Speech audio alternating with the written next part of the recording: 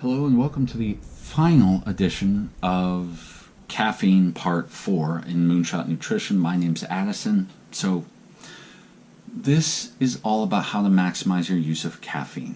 So let's just go through it. I'm going to be saying some of the things I've already said, but I wanted to have one video where you kind of understand how best to do it. Number one, caffeine can actually improve your thought process. It can actually make you feel better, which is why a lot of people like caffeine in the morning. Caffeine receptors are actually very close to dopamine receptors, adenosine receptors, which caffeine glom onto, are close to dopamine receptors, which means a lot of people actually feel better when they're on caffeine. I know I do. And it's because what they in effect do is increase the amount of dopamine in their brains when they take caffeine. Kind of cool. It also doesn't require extra dopamine production when you do this.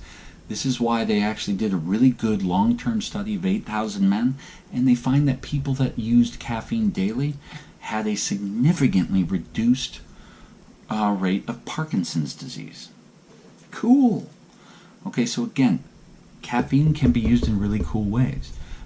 Caffeine will also increase the speed at which you do things that you are already skilled at. Alright, so I don't care if it's math or playing tennis, whatever. If it's a skill you already have, caffeine will make you faster at it. It doesn't actually make you better at learning, interestingly enough. And it doesn't allow you to go deeper into complex thought processes. So again, realize the limitations of caffeine. It makes what you already know how to do and what you already know how to think about a little better. But it doesn't actually make you smarter. Your memory doesn't significantly improve unless you were dirt tired to begin with. And it can also help modulate headaches too, since we're talking about how caffeine can affect the brain. It can modulate headaches because it actually acts as a vasorestrictor. So it restricts the capillaries and whatnot in your brain, which for some people will actually help them to improve their symptoms of headaches. Again, this is not universal. It works for some. Believe it or not, that same constriction can occasionally cause headaches as well. So again, you need to understand which part of that camp you're in and act accordingly.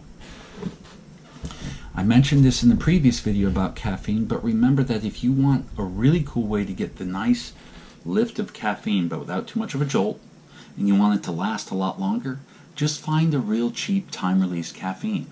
It's the best way to do it.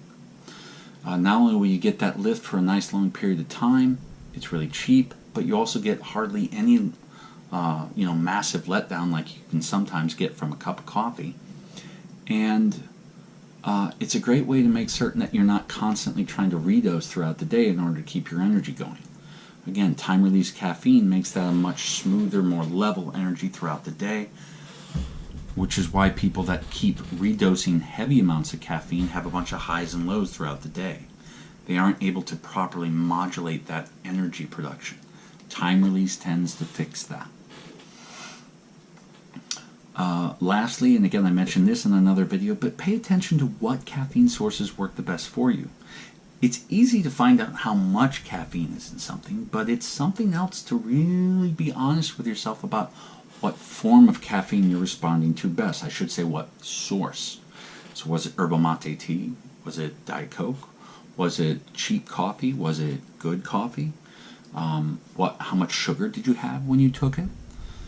Pay attention to the other factors surrounding caffeine, not just the caffeine content. I promise you that will affect how you respond to your caffeine use. It will change what your brain does with it. It can even change how your body responds to it.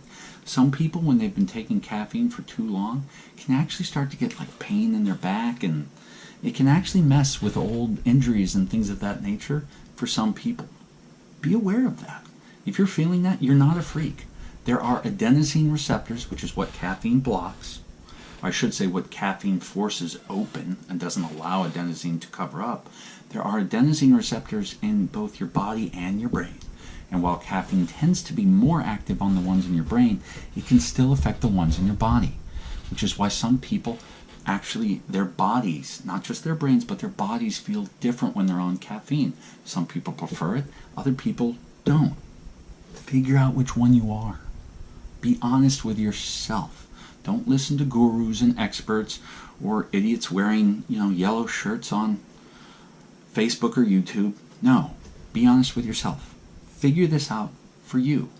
And of course, one last interesting sidebar that I forgot to mention, which is when you get used to taking caffeine, you'll tend not to pee as badly. If you're not used to taking caffeine, you'll tend to pee quite a bit when you take a dose. And if the dose of caffeine you take has a lot of impurities that your body is questionable about, that will tend to be a diuretic effect and cause you to pee more. Which is why, interestingly enough, most people will pee more after a cup of cheap coffee like Folgers than they will on better, more mold-free coffees. And you can actually see this in a lot of different things. You'll notice that not just the amount of caffeine, but the source you get your caffeine from will actually change how much you have to pee. Isn't that fun? Well, my name's Addison. I hope this is going to be the last video I need to make about caffeine for a while, because after 4 videos, I think it's 4, yeah, 4 videos, that's probably enough. Thank you so much for watching. My name's Addison, this is Moonshot Nutrition. Take this knowledge and make the world a better place. Bye-bye.